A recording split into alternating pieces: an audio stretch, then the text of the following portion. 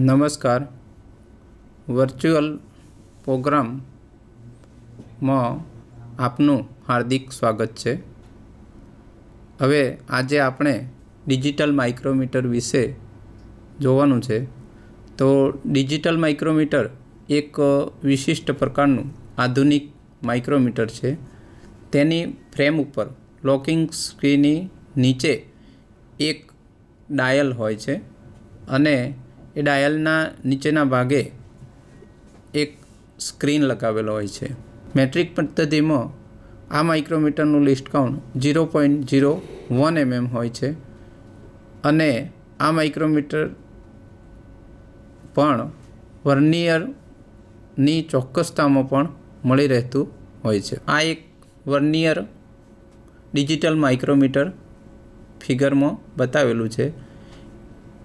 હવે એના પાર્ટ્સ જોઈએ તો એનવિલ છે. આ જે પાર્ટ્સ છે એને એનવિલ કહેવામાં આવે છે. ત્યાર પછી આ સ્પિન્ડલ છે.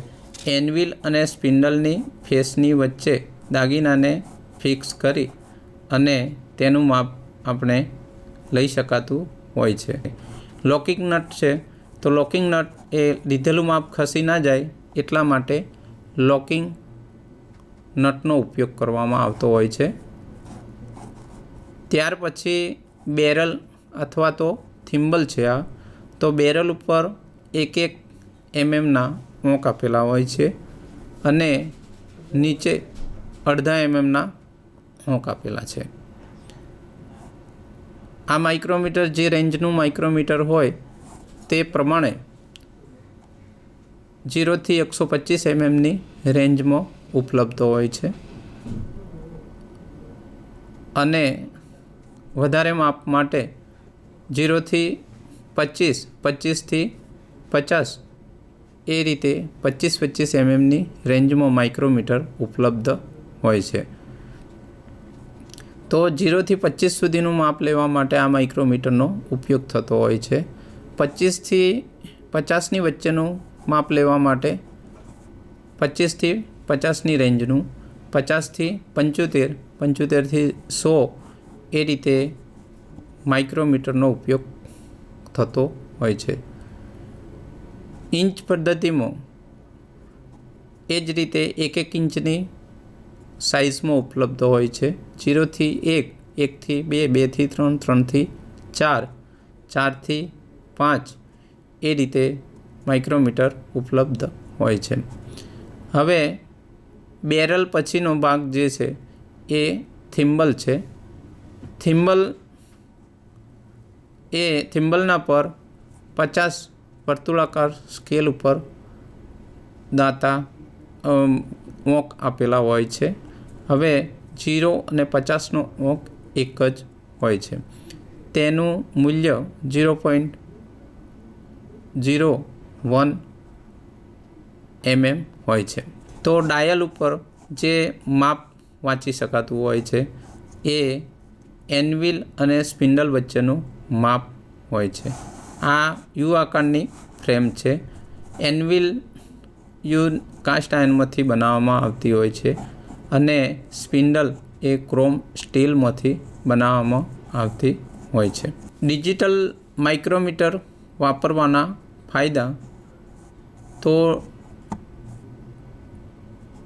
સ્લીવ અથવા તો થિમ્બલ પરના સ્કેલને જોવાની જરૂર રહેતી નથી. રીડિંગમાં ભૂલ થવાની શક્યતા ઓછી છે અને રીડિંગ ઓછા પ્રકાશમાં પણ વાંચી શકાતું હોય છે. ગણતરી કરવાની જરૂર રહેતી નથી એટલે રીડિંગ ઓછા પ્રકાશમાં પણ આરામથી વાંચી શકાતું હોય છે. બિનકુશળ કારીગર પણ રીડિંગ વાંચી શકે છે.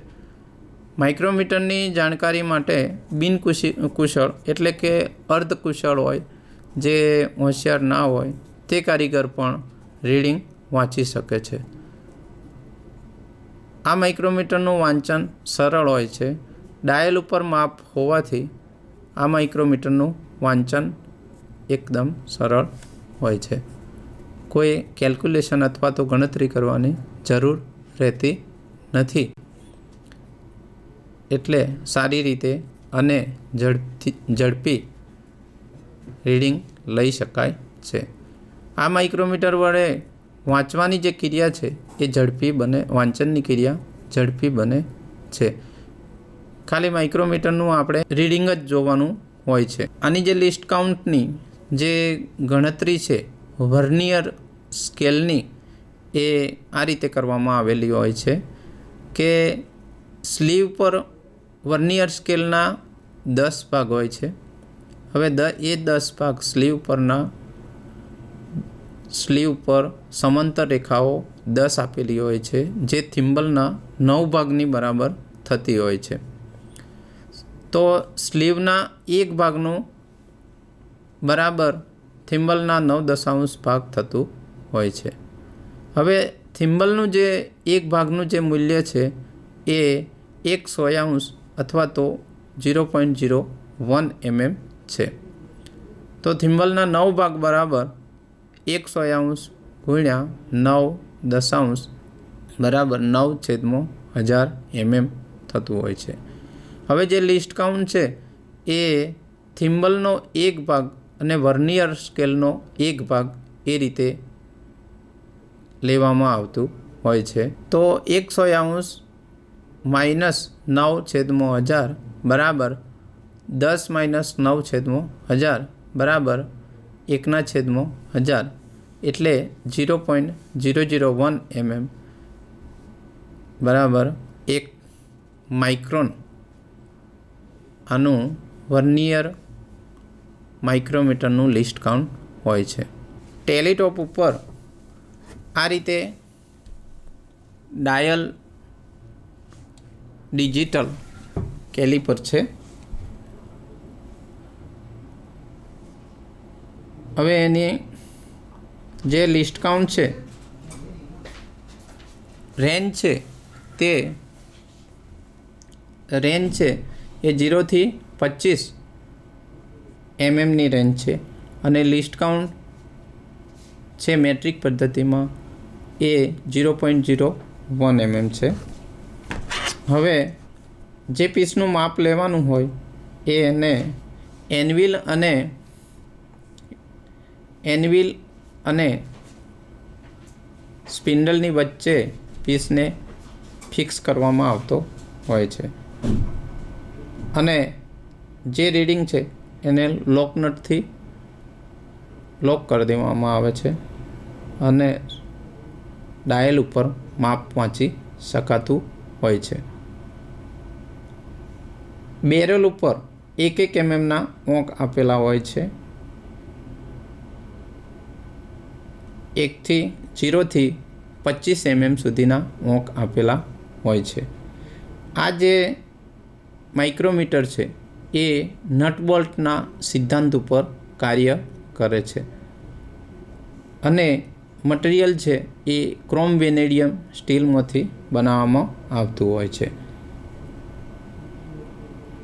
થિમ્બલ ઉપર 0 થી 25 સુધીના ઓંક આપેલા હોય છે.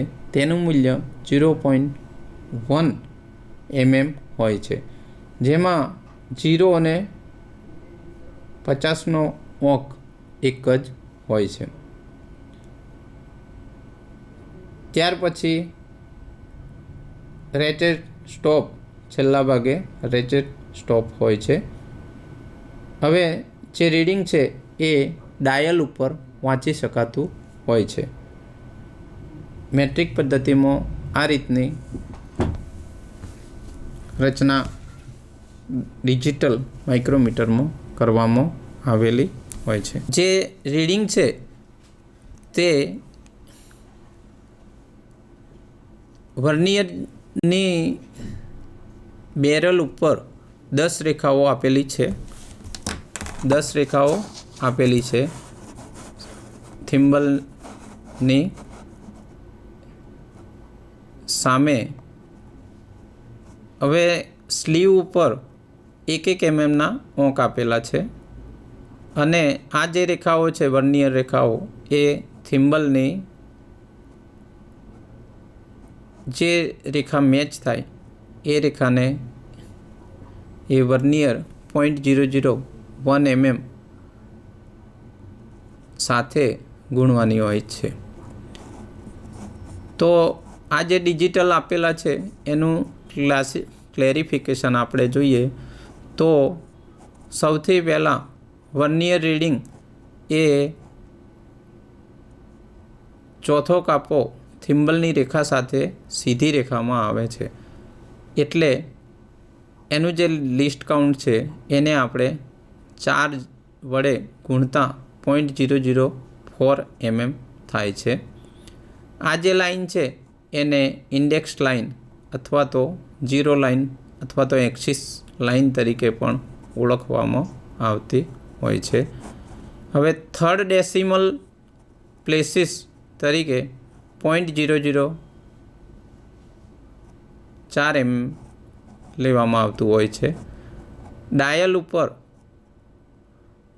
9 એ સેકન્ડ ડેસિમલ પ્લેસીસ છે, એટલે કે 0.01 ના જે કાપા હોય એને 0.01 વડે ગુણવાના હોય છે, એટલે 0.09 mm. ત્યાર પછીનું બીજું ફર્સ્ટ ડેસિમલ એ 0.1નો અંક હોય છે, જે 0.9 mm છે. ત્રીજું મિલીમીટરનું જે થિમ્બલની આગળ સ્લીવ ઉપર mmના આખા અંક કેટલા છે તે તો 1 mmના 2 અંક છે, એટલે 1 ગુણ્યા 2 બરાબર 2 mm આખા થશે. અને 10 of mm તો mmના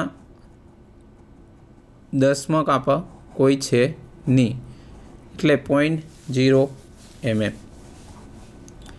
હવે આ રીડિંગનો સરવાળો કરતાં 2.009 2.994 mm થશે ટોટલ રીડિંગ. તો આ રીતે વર્નિયર માઇક્રોમીટરમાં રીડિંગ લેવામાં આવતું હોય છે અથવા તો વાંચી શકાતું હોય છે. હવે આપણે કઈ રીતે માપ લેવું એ બતાવેલું છે આ ફિગર. જે દાગીનાનું માપ લેવું હોય એનો બહારનો ડાયામીટર છે કે એની જાડાઈ છે, તો એને સ્પિન્ડલ અને એન્વિલની વચ્ચે એક હાથે પકડી અને જમણા હાથે માઇક્રોમીટર પકડવામાં આવતું હોય છે અને જે રીડિંગ હોય એને ડાયલ ઉપર વાંચવામાં આવતું હોય છે, જેથી ડાયલ ઉપર જે માપ બતાવે એ માપ એનું માઇક્રોમીટરનું રીડિંગ દર્શાવે છે. માઇક્રોમીટરની સંભાળ અને એની કાળજી કઈ રીતે લેવી. માઇક્રોમીટરનો ઉપયોગ કરતાં પહેલાં એને લીધરના કપડાથી અથવા તો ચોમાઈસ લીધરથી સાફ કરવી જોઈએ. માઇક્રોમીટર મૂકતો પછડાવા ન દો અને ધીમેથી મૂકો. માઇક્રોમીટર એ સૂક્ષ્મ માપક યંત્ર છે, એટલે એને પછાડતા એરર કે કંઈ બી નુકસાન થવાનો સંભવ હોય છે અથવા તો એની એક્યુરેસી ખરાબ થતી હોય છે. તેમ છતાં બીજા કોઈ હથિયાર અથવા તો ટૂલ્સ અથવા તો ઇન્સ્ટ્રુમેન્ટ સાથે મૂકવા જોઈએ નહીં. માપ લેતા માઇક્રોમીટરનો થિમ્બલને પકડીને ફેરવો, પણ રેટેડ સ્ટોપને ફેરવવામાં આવતો હોય છે. માપ લેતા પહેલાં એન્વિલ અને સ્પિન્ડલની ફેસ સપાટીઓ સાફ કરવી જોઈએ. ઉપયોગ જો સપાટીઓ સાફ ના કરો તો માપ એક્યુરેસીથી લઈ શકાતું નથી. ઉપયોગ બાદ માઇક્રોમીટરને તેની જગ્યાએ સાફ કરી અને બોક્સમાં મૂકી દેવા જોઈએ. બેરલ છે તો એ ને બી મેચ કરવાના છે. તો બેરલનો ઉપયોગ શું છે તે ABCDમાંથી બતાવવાના છે. તો બેરલ એ ડેટમ અને ગ્રેજ્યુએશન તેના ઉપર માર્ક કરેલા હોય છે. થિમ્બલ તો બીવેલ સરફેસ છે કે જેના ઉપર ગ્રેજ્યુએશન માર્ક કરેલા હોય છે. તો થિમ્બલ ઉપર જે બીવેલ ત્રાસો ભાગ છે તેના ઉપર ગ્રેજ્યુએશન માર્ક કરેલા હોય છે.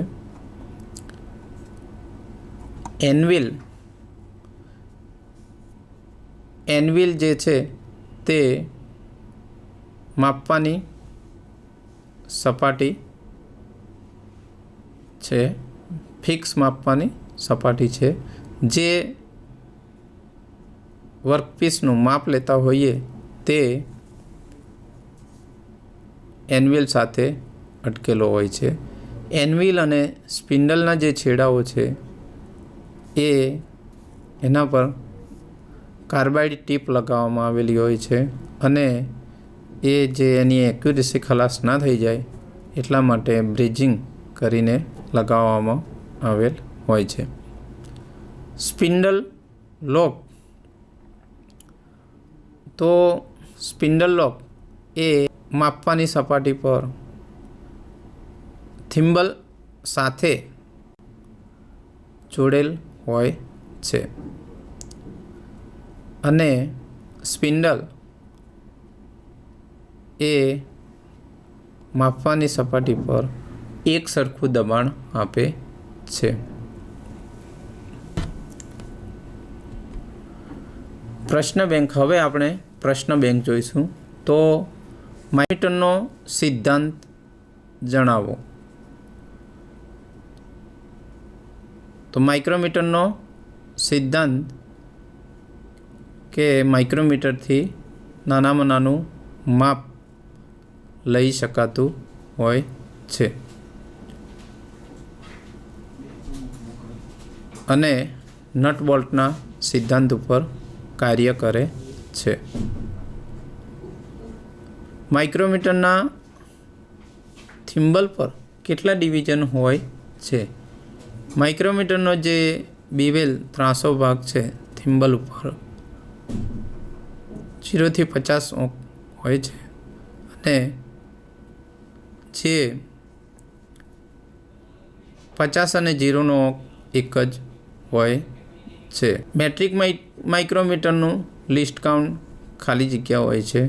તો મેટ્રિક માઇક્રોમીટરનું લિસ્ટ કાઉન્ટ 0.01 mm હોય છે. લિસ્ટ કાઉન્ટ એટલે કે નાનામાં નાનું જે માપ ઇન્સ્ટ્રુમેન્ટથી લઈ શકાય એને માઇક્રોમીટરનું લિસ્ટ કાઉન્ટ કહે છે. તો લિસ્ટ કાઉન્ટમાં જે નાનામાં નાનો કાપો જે હોય એ 0.5 mm અને વર્તુળાકાર અંકોનો ઉપર કુલ આંક બરાબર 0.5 ભાગ્યા 50 બરાબર 0.01 mm માઇક્રોમીટરનું લિસ્ટ કાઉન્ટ હોય છે. મેઝરિંગ ઇન્સ્ટ્રુમેન્ટના કારણે ઘણી વખતે એરર આવતી હોય છે. એને સિસ્ટમેટિક એરર કહેવાય છે. ત્યાર પછી નેક્સ્ટ ઇન્સ્ટ્રુમેન્ટની ફેસ અને ફેસ વચ્ચે યુનિફોર્મ પ્રેશર માટે રેચેટ સ્ટોપનો ઉપયોગ કરવામાં આવતો હોય છે. બંને ફેસ વચ્ચે થોડું ઘણું પ્રેશર આપવામાં આવતું હોય છે, તો એના માટે રેચેટ સ્ટોપનો ઉપયોગ કરવામાં આવતો હોય છે. આપણે આ લેસનમાં એના ઉપયોગ છે, એનો સિદ્ધાંત છે, લિસ્ટ કાઉન્ટ છે અને તેનો ઉપયોગ કઈ રીતે કરી શકાય અને ડિજિટલ માઇક્રોમીટરથી વર્નિયરની રીતે પણ માપ લઈ શકાય. તો એક સૂક્ષ્મ માપી યંત્ર છે અને એને સાદી અને સરળ રીતે અર્ધકુશળ કારીગર પણ આ માઇક્રોમીટરનો ઉપયોગ કરી શકતા હોય છે. તો આજે આપણે આ લેસન અહીંયા પૂર્ણ કરીએ છીએ.